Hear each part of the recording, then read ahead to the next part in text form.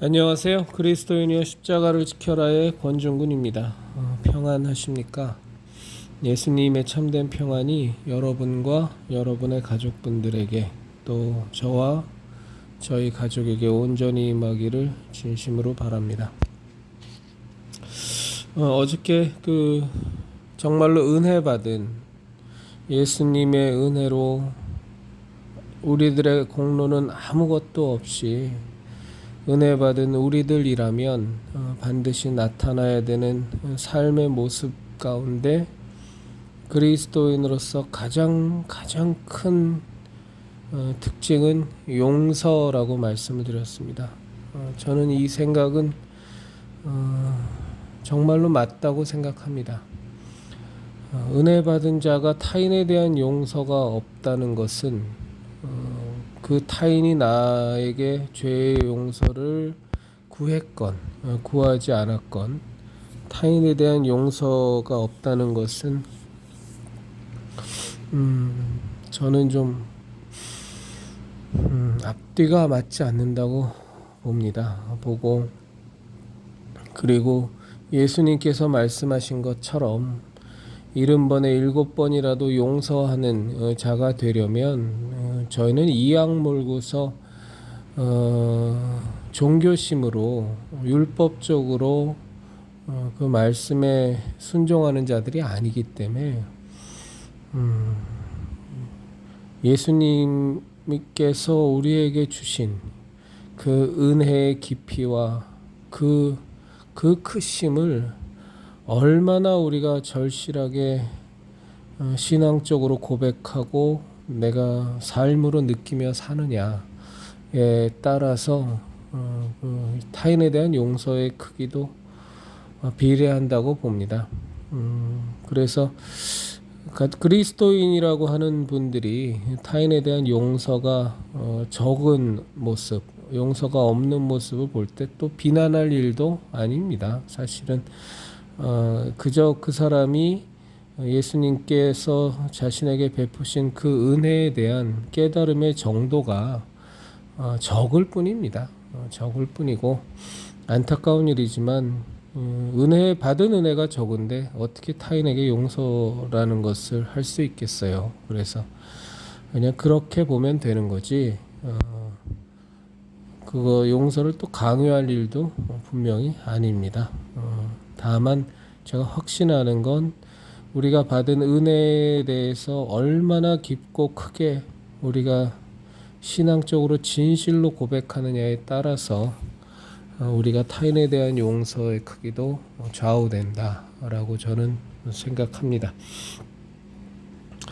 오늘 좀 제가 이런 말씀을 드려도 되나 싶은데 근데 꼭 좀 마음에 이렇게 드려야 될 것 같아서 우리 그리스도인이여 십자가를 지켜라 형제 자매님들에게 굉장히 부담되는 말씀을 오늘 하나 드릴 건데요. 그건 뭐냐면 혹여나 여러분들께서 타인에게 빌려준 돈이 있다면 빌려준 돈이 있는데 그 사람이 악한 마음을 먹고 뭐 사기꾼처럼 일부러 안 갚으려고 돈이 있음에도 불구하고 안 갚으려고 한다면 그것은 철저하게 응징을 해야죠. 그거는 악한 거니까 우리가 악과는 타협이 없습니다.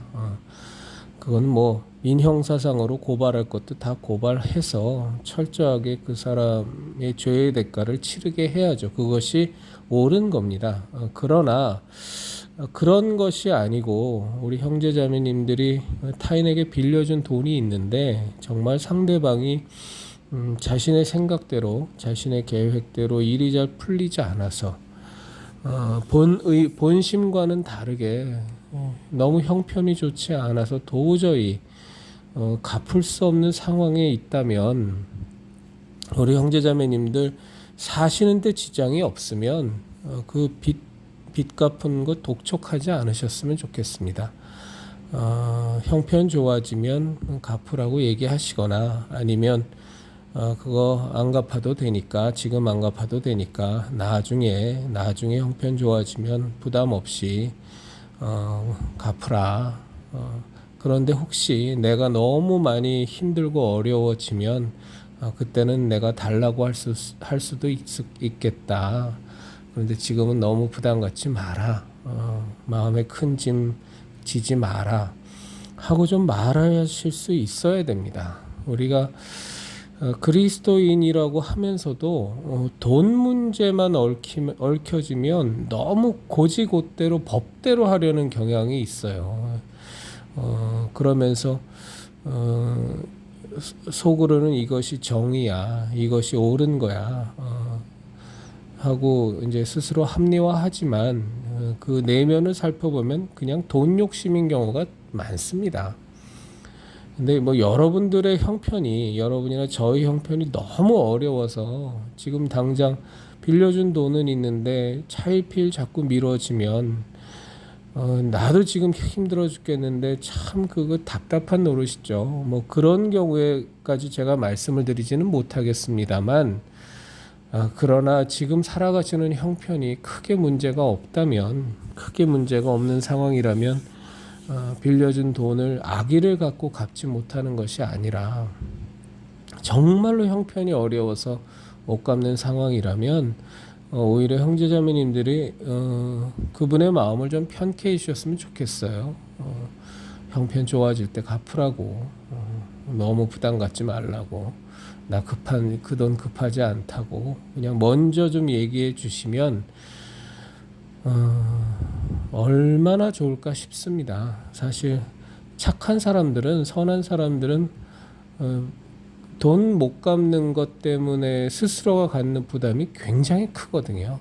그래서 좀 그런 상황들을 고려하셔서 먼저 좀 베풀어 주시면 큰 덕이 되지 않겠나 싶습니다. 우리가 하나님의 법대로 하나님의 그 원칙대로 하나님의 거룩하심의 잣대로 우리를 본다면 구원받을 자가 어디 있겠어요, 그렇죠? 모두가 다 그 자신이 죄악 속에서 정말 사탄과 함께 멸망받아 영원한 영벌에 처해 마땅한 저희들이죠. 근데 그럼에도 불구하고 우리가 알지 못하던 때 각자 제 갈 길로 양처럼 그저 마구 갈 때에 그때 하나님께서 우리에게 예수 그리스도를 보내셔서 우리에게 구원의 길을 열어주셨잖아요. 근데 그 구원의 길이 보통 어려운 길이었습니까? 당신의 아들이신 창조주이신 그 하나님의 아들께서 하나님께서 너무 사랑하시고 기뻐하는 자였던 그 아들을 정말로 말도 안 되는 고문을 당하고 말도 안 되는 그 매맞음을 당하시고 그 고통을 당하시고 십자가에 매달려 급기야 죽음까지 당하신 그 은혜를 우리가 관심도 없고 알지도 못한 때에 일방적으로 하나님의 열심으로 받았잖아요. 그래서 우리들 하나님을 좇아서 이렇게 하나님의 성품대로 살려고 하는 우리들 그리스도인도 먼저 좀 그런 얘기들을 했으면 좋겠습니다. 여러분들께 돈 빌려간 사람이 조금 말미를 달라고 정말 어렵게 쭈뼛쭈뼛 얘기하는 거 기다리지 마시고 먼저 전화해서 이렇게 저렇게 힘드냐 그래서 많이 힘듭니다. 그럼 그게 사실이면 그러면 천천히 갚아도 되니까 너무 부담 갖지 말고 열심히 살아라. 우리 같이 살 길을 함께 모색해보자. 나 지금 그 돈 급하지 않다.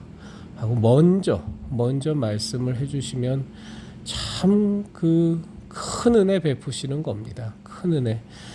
그런 것들에서 우리 그리스도인의 차별화된 모습들이 나오는 겁니다.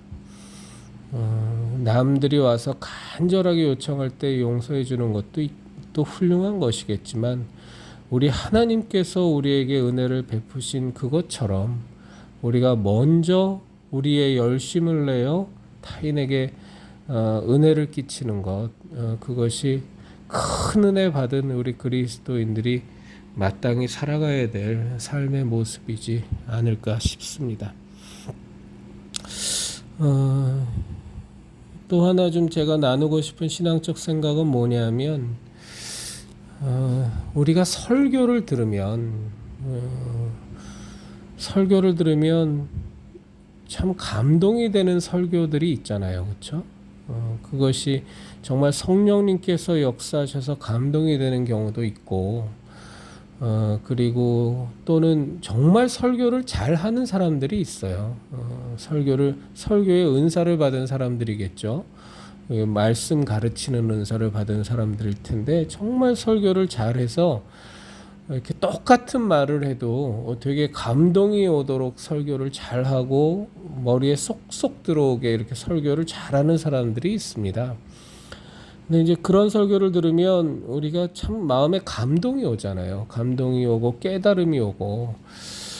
그런데 참 안타까운 건 뭐냐면 평생 감동만 받고 깨달음만 받고 많은 사람들이 너무 많아요.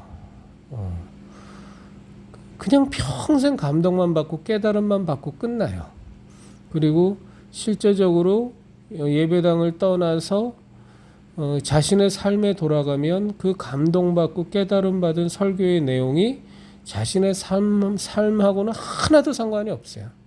하나도 상관이 없고 그냥 원래 살아가던 대로 사는 거예요. 그리고 그냥 교회 가서 또 감동받고 그러면 그냥 또 감동받고 또 깨달음받고 평생을 그래요. 그냥 그러다 가요. 그러다 이 땅 떠나요. 이런 사람이 한둘이 아니라 너무 많습니다. 근데 정말 우리 형제자매님들하고 저는 그렇게 살지 않았으면 좋겠습니다. 그러니까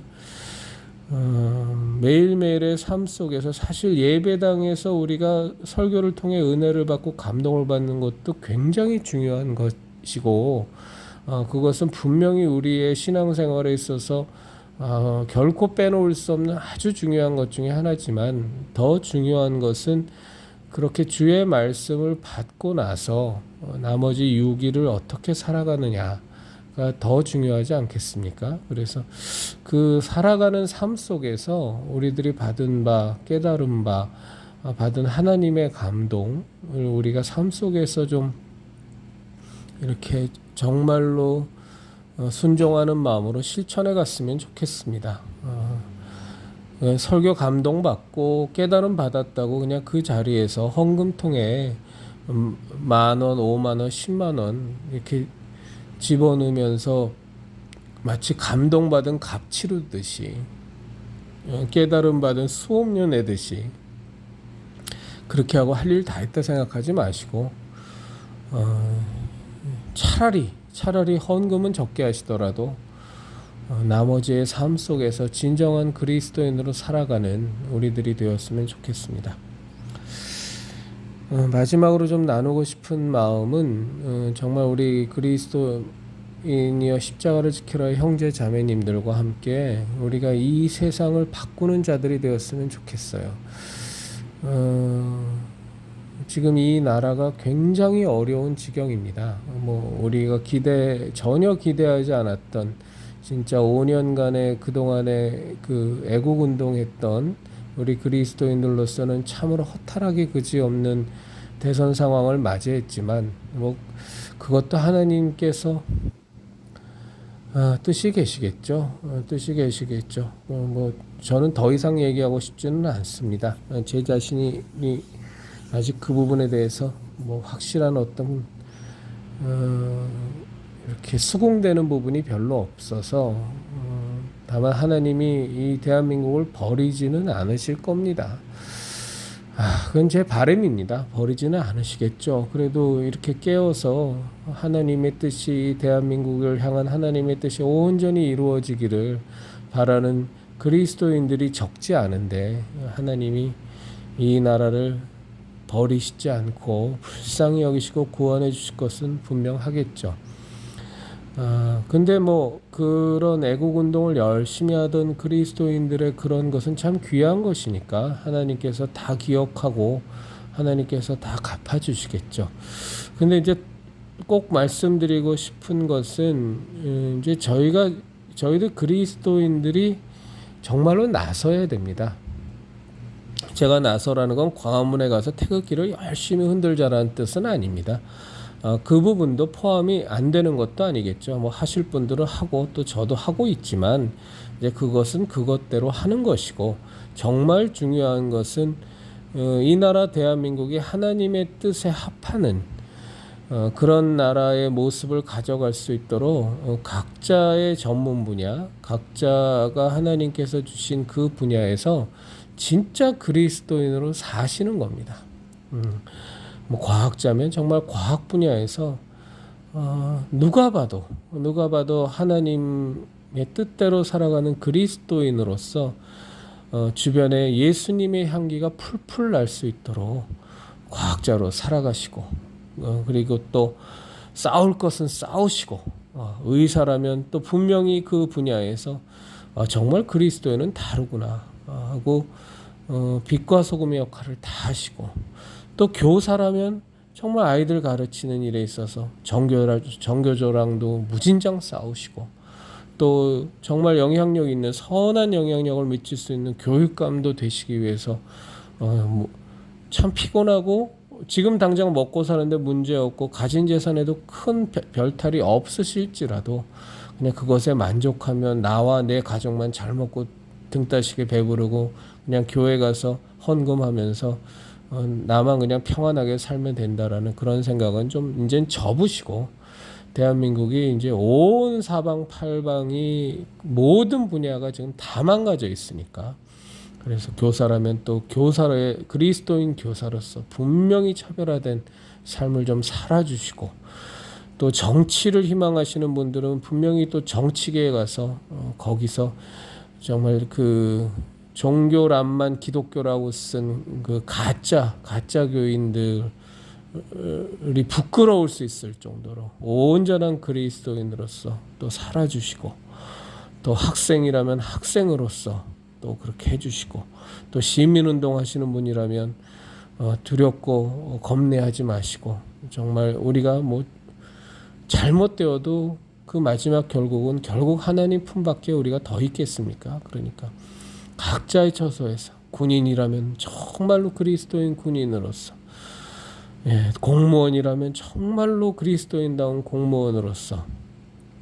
내부의 비리자들과 내부의 악한 자들과 싸우시고, 또 고발 고소도 하시고, 또 그리스도인 선관위원이라면 이 부정선거 부분에 대해서 용기 내셔서 양심 선언도 하시고, 내부 고발도 하시고,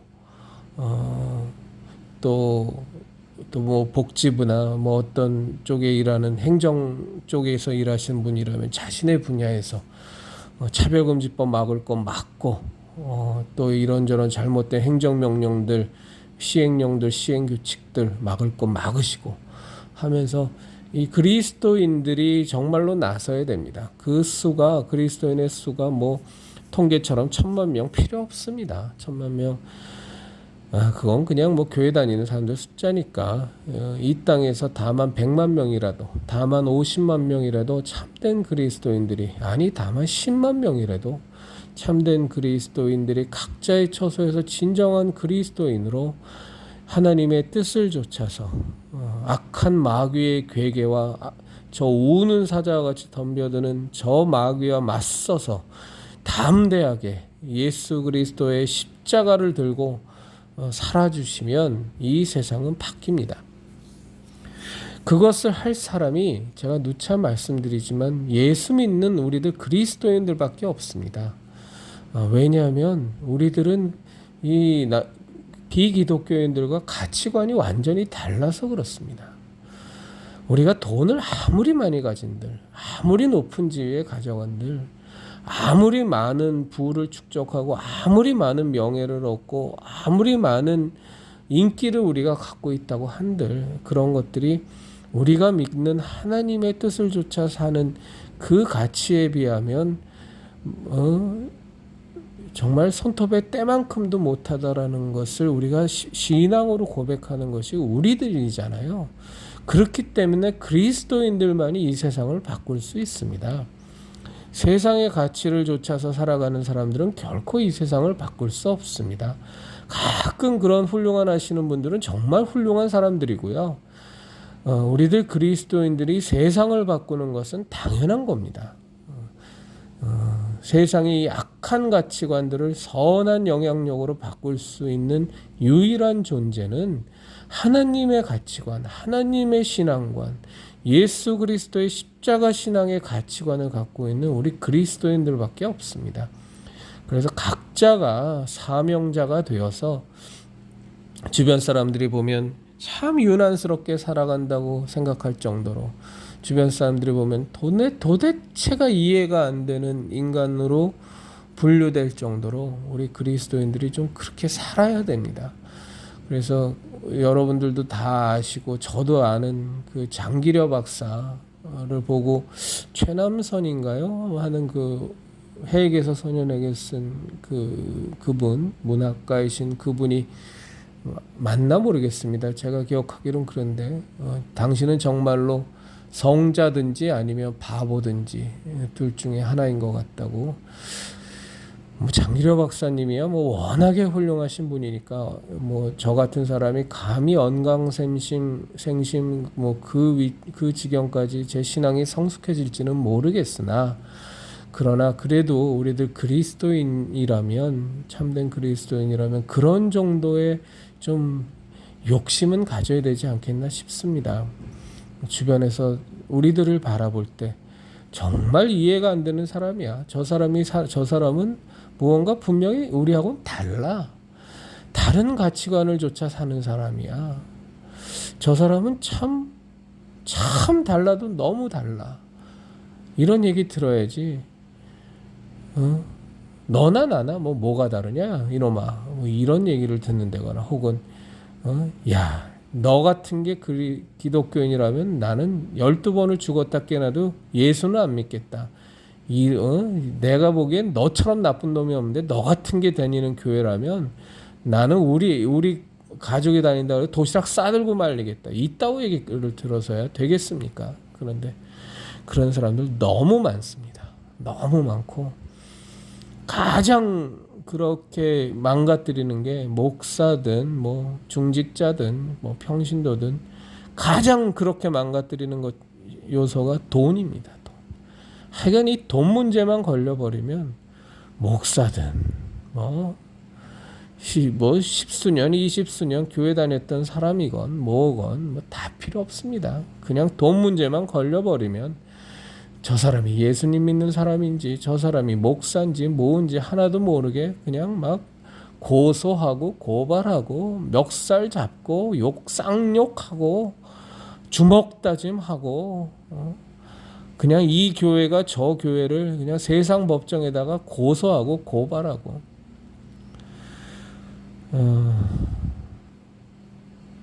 정말 우리가 악과 싸우는 경우라면 모르겠지만 우리가 돈 욕심 때문에 내가 본 손해에 대해서 억울해서 충분히 먹고 살 수 있는 재력이 있는데도 불구하고 어렵게 우리 돈 빌려간 사람들 고소하고 고발하고 감옥에 가두고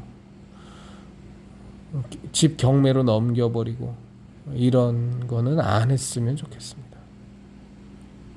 제가 죄송합니다. 오늘 정말로 오지랖 넓게, 정말로 주제 넘게 우리 형제자매님들에게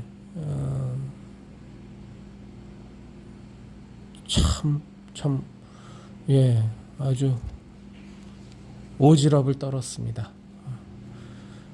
널리 양해해 주시기 바라고요. 제가 좀 널리 양해해 주시기 바랍니다. 내일 저 이제 전도하러 가는 날인데 아마 내일 언제 모르겠습니다. 제 생각에는 내일이나 한 번, 두 번 정도 더 하면 이제 토요일 날은 좀 다른 일을 해야 될 것 같아서 모르겠습니다. 어쨌거나 내일 전도하러 갈 때 우리 예수님의 그 십자가 은혜 잘 전해서 영혼들이 하나님께로 돌아올 수 있도록 하는 놀라운 성령님의 역사가 있도록 기도 부탁드리겠습니다. 우리 그리스도인의 십자가를 지켜라의 형제자매 여러분, 우리 예수님의 은혜의 십자가, 진리의 십자가, 생명의 십자가, 구원의 십자가 반드시 꼭 지켜내십시다.